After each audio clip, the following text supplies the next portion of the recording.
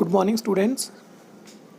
पिछले वीडियोस में हमने इम्यूनिटी के बारे में पढ़ा, टाइप्स ऑफ इम्यूनिटी के बारे में पढ़ा, देन हमने वैक्सीन के बारे में पढ़ा। आज हम एक और टॉपिक पढ़ेंगे, that is pathogens. What do you mean by pathogen? What are the characteristic features of pathogens? How pathogen entered into the body? ये सब हम इस वीडियो में पढ़ेंगे। सबसे पहले पैथोजन होते क्या हैं? तो पैथोजन बेसिकली ऐसे माइक्रो ऑर्गेनिज्म हैं जिनमें पोटेंशियल होती है, जिनमें कैपेसिटी होती है कि जब वो बॉडी के अंदर जाएं तो वो एक डिजीज़ काज करें।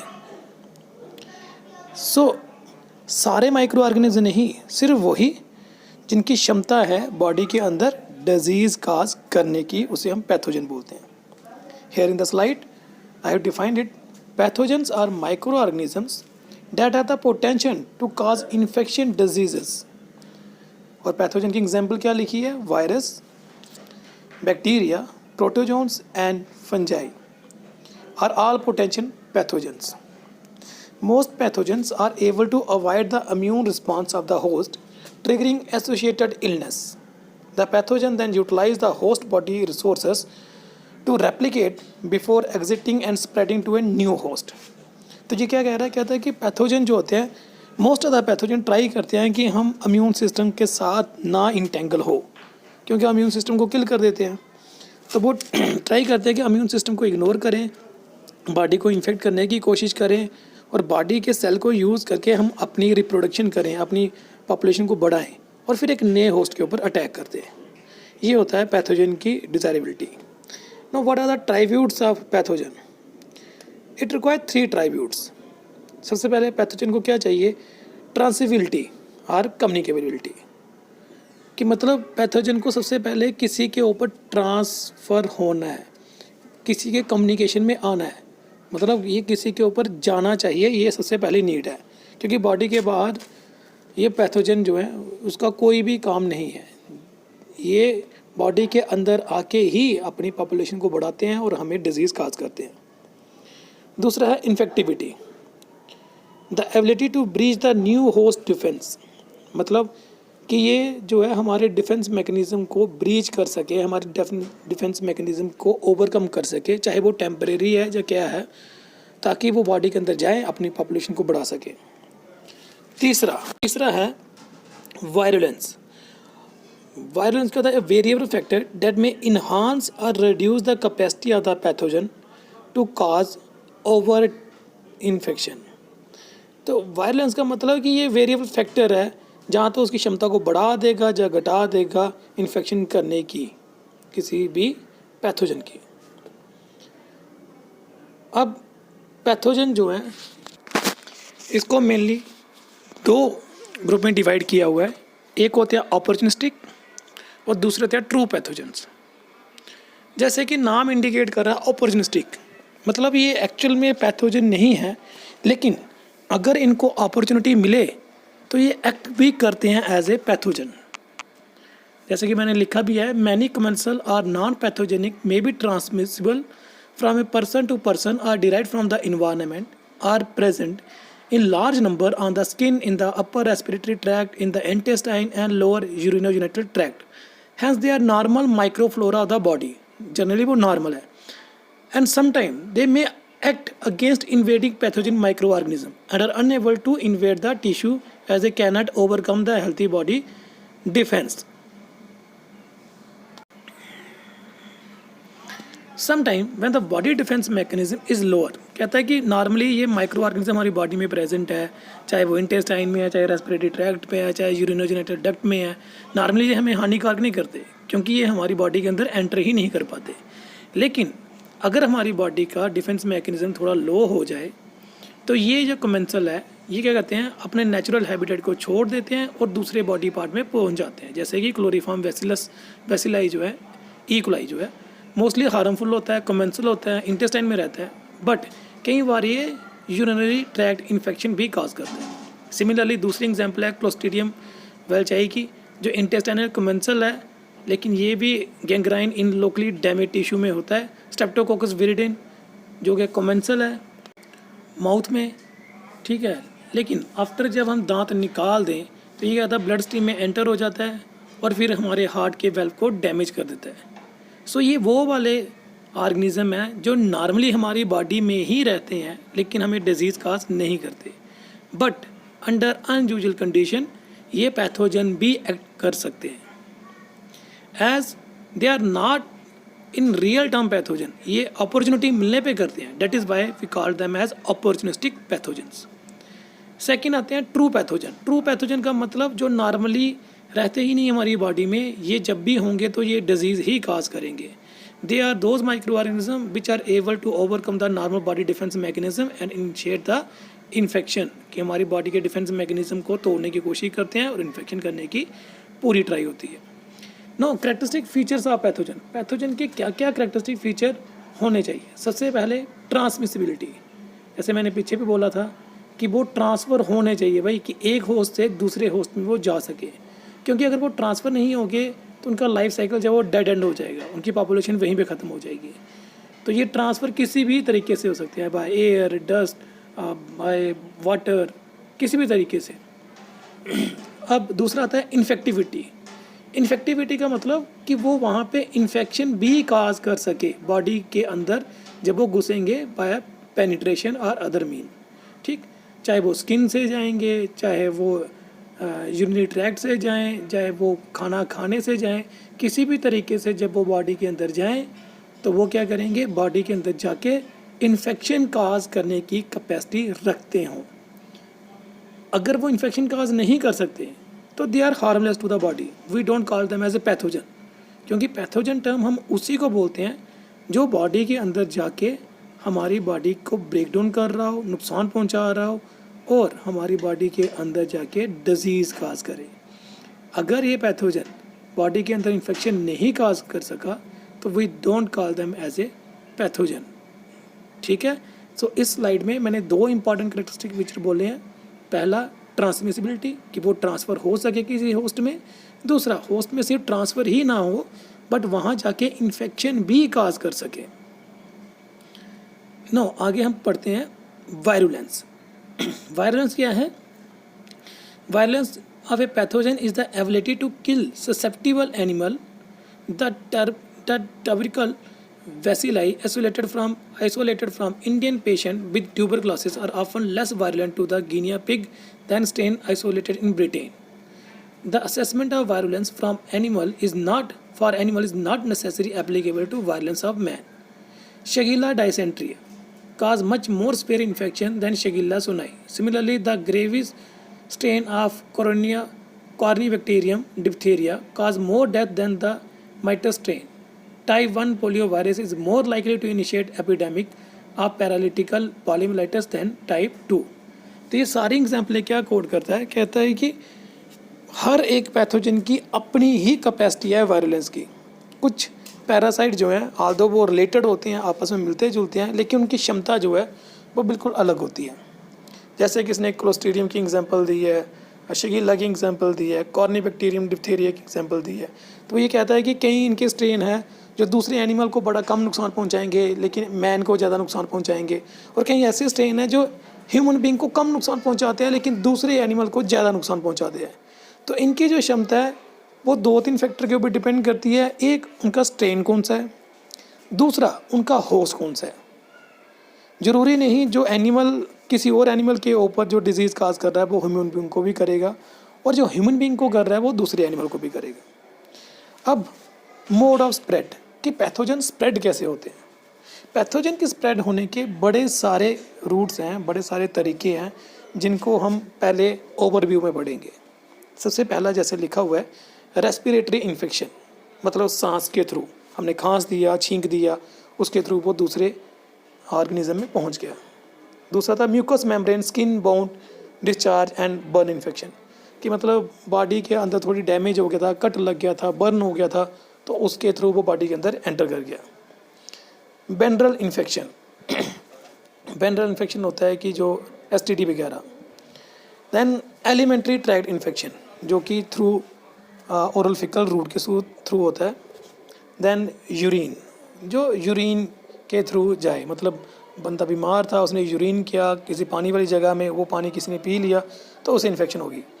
देन आता है आर्थ्रोपोड्स बॉर्न इन्फेक्शन, कि जो कीड़े मकोड़ों की वजह से इन्फेक्शन फैले, काकरोच की वजह से, मच्छर की वजह से।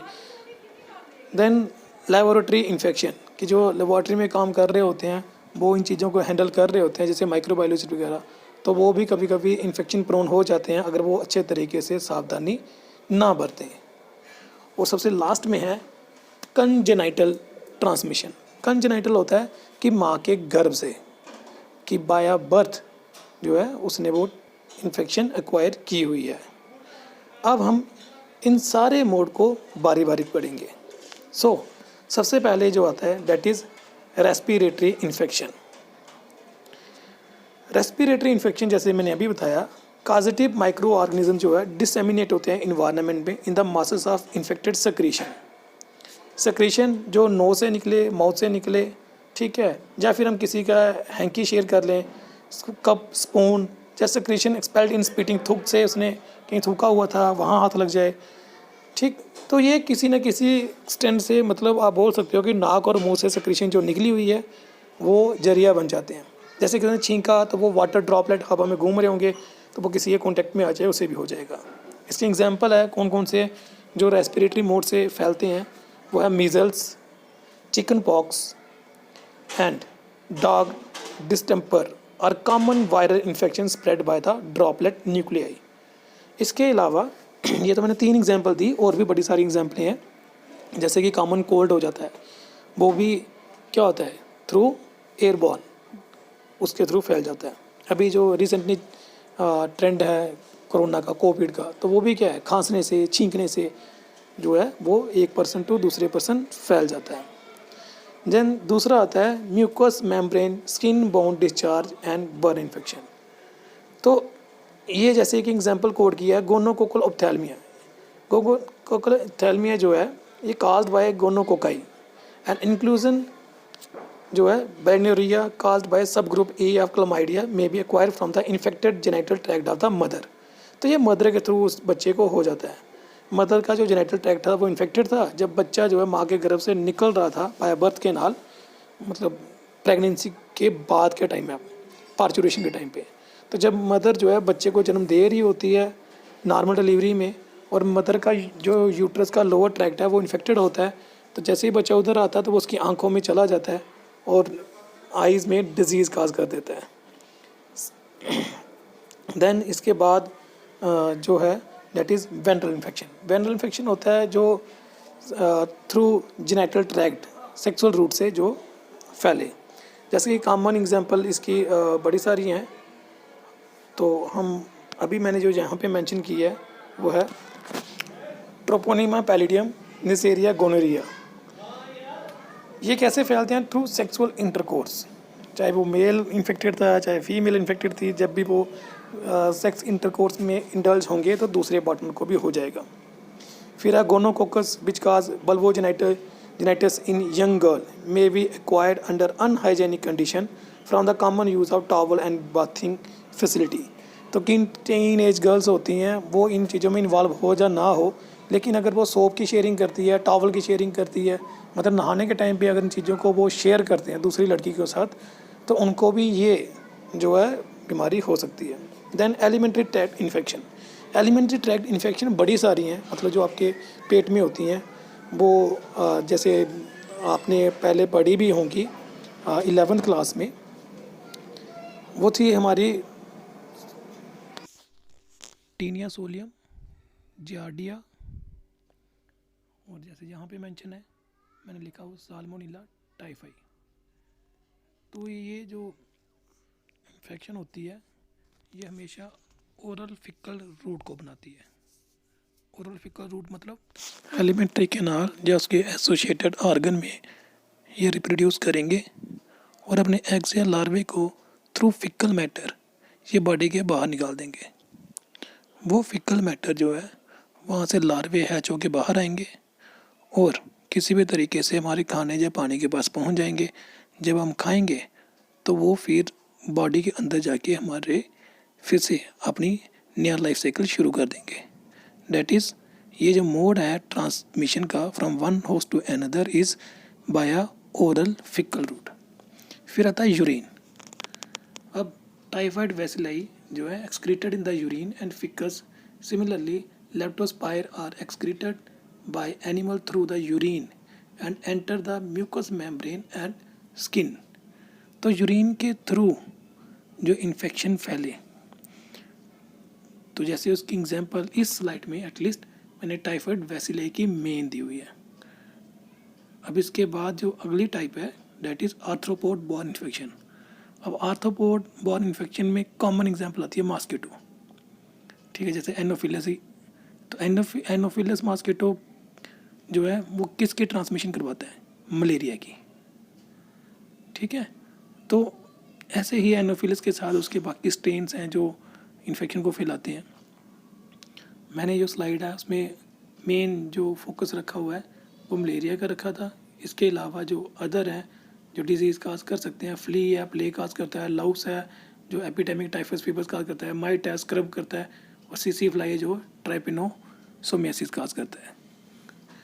देन लोबैटरी इन्फेक्शन, जैसे मैंने पहले बोला, जैसे एग्जाम्पल में ब्रुसीला, रिकेटेशिया and पास्चुरिला टोलेरेंसिस especially cause lobator infection, while other organism, tubercle bacilli, anthrax bacilli, pathogenic leptospiral boreali, freshly isolated typhoid, dysentery bacilli, stosis organism and serum hepatitis virus should be handled very carefully, because हम क्या करते हैं कि खासकर microbiologist क्या करते हैं, वो इन ऑर्गेनिज्म को कल्चर करते हैं इनके ऊपर ज़्यादा स्टडी करने के लिए, ठीक है, ताकि हम उससे कैसे डील करें उसके बारे में इंफॉर्मेशन कलेक्ट कर सकें। तो अगर हम इसे डील कर रहे हैं थोड़ी सी सावधानी, चूँकि हमारी बॉडी में एंटर कर जाएगा, मतलब वो माइक्रोबायोलॉजिस्ट या समथिंग एल्स, तो वहाँ जाके इन्फेक्शन काज कर सकता है। Then congenital transmission. Congenital transmission जैसे मैंने पहले बताया था, ये वो वाला है जो मदर से बच्चे में होता है बाया प्लेसेंटा, ठीक है। सो जो बच्चा है जब वो पैदा होगा तो वो भी इन्फेक्शन ऑलरेडी जो है वो लेके पैदा होगा। जैसे इसने लिखा हुआ, serum hepatitis virus can be transmitted from the infected pregnant mother through placenta to the foetus. Similarly जो HIV है ये भी प्लेसेंटा के आर पार जा सकता है। अगर मदर को HIV है या मदर को हेपेटाइटिस है, सिर्म हेपेटाइटिस है, वो बच्चे को भी हो जाएगा। The intra uterine transmission of malaria is well establish. कहते हैं कि इवन मलेरिया के बारे में भी ये कहा जाता है कि वो जो है वो इंट्रा यूट्रीन, मतलब यूट्रीन के थ्रू, डेट इज़ प्लेसेंटा के थ्रू फैल जाता है। सो अगर मदर को मलेरिया है, आप ये लेके चलिए कि पूरी प्रोबेबिलिटी है अगर मदर प्रेग्नेंट है तो बच्चे को भी वो मलेरिया हो सकता है। सो ये हमने डिस्कस किया अबाउट डिफरेंट मोड जिससे पैथोजन की ट्रांसफ़र हो सकती है। होपफुली आपने वीडियो को ध्यान से सुना होगा। अगर किसी भी तरीके से आपको समझ नहीं आई तो आप कमेंट कर सकते हैं या फिर आप मुझे मैसेज कर सकते हैं उसके बारे में। तो आज का वीडियो था पैथोजन के ऊपर। पैथोजन क्या होते हैं, अपॉर्चुनिस्टिक पैथोजन और ट्रू पैथोजन में क्या डिफरेंस है, क्या करेक्टरिस्टिक फीचर्स हैं पैथोजन्स के, और above all different mode of pathogens. तो स्टूडेंट्स आप इस वीडियो को अच्छे ध्यान से सुनिए, पेन डाउन कीजिए और अपने नोट्स बनाएं। Thank you.